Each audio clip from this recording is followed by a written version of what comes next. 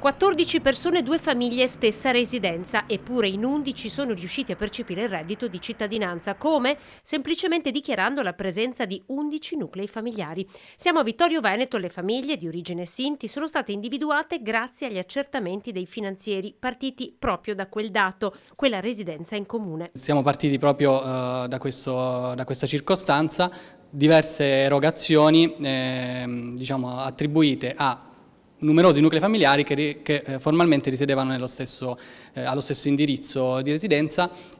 Questo insomma con le successive attività investigative ci ha consentito di appurare la fittizietà di questi 11 nuclei familiari e che in realtà erano riconducibili a 2 sole famiglie. Le indagini dei finanzieri della tenenza di Vittorio Veneto hanno fatto emergere diverse falsità nelle domande presentate già a partire dal 2019.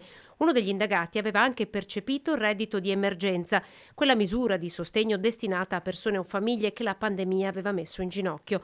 Difficoltà in realtà inesistenti per queste persone che parallelamente avevano in piedi attività di commercio o di autovetture mai dichiarata al fisco. Nella documentazione inviata all'INPS sono stati omessi redditi per oltre 500.000 euro. In alcuni casi era un commercio che avveniva attraverso delle truffe ai danni dei clienti. Vere e proprie truffe, dunque. Dal 2019 gli indagati hanno percepito il reddito di cittadinanza senza averne titolo per un importo complessivo di 300.000 euro.